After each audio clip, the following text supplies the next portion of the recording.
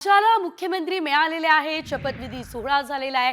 देवेंद्र फडणवीस हे मुख्यमंत्री पदावर विराजमान झाले आणि आधीच्या सरकारमध्ये तिन्ही पक्षांचे जे मंत्री होते त्यांच्या कामाचं मूल्यमापन करून त्यांना पुन्हा एकदा मंत्रिपद द्यायचं की नाही याचा निर्णयही केला जाणार आहे, असं स्वतः आता मुख्यमंत्री देवेंद्र फडणवीस यांनी सांगितलंय। जुन्या सर्वच मंत्र्यांना सरसकट घेतलं जाणार नाही हे स्पष्ट संकेतच यावेळेस देण्यात आलेले आहेत। याशिवाय राज्य मंत्रिमंडळाचा विस्तार नागपूरच्या हिवाळी अधिवेशनापूर्वीच केला जाईल ही माहिती सुद्धा त्यांनी दिली आहे।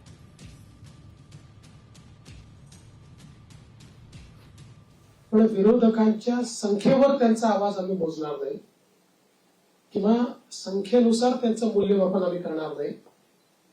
त्यांनी योग्य विषय मांडले तर त्या विषयाला तेवढ्याच प्रकारचा सन्मान आम्ही देऊ आणि मला असं वाटतं की पूर्णपणे स्थिर सरकारचे 5 वर्ष हे आपल्याला पाहायला मिळतील। विस्ताराच्या संदर्भात मला असं वाटतं की जवळपास आमची प्रक्रिया झालेली आहे। माझा स्वतःचा अंदाज असा आहे की नागपूर अधिवेशनापूर्वी आम्ही विस्तार करू।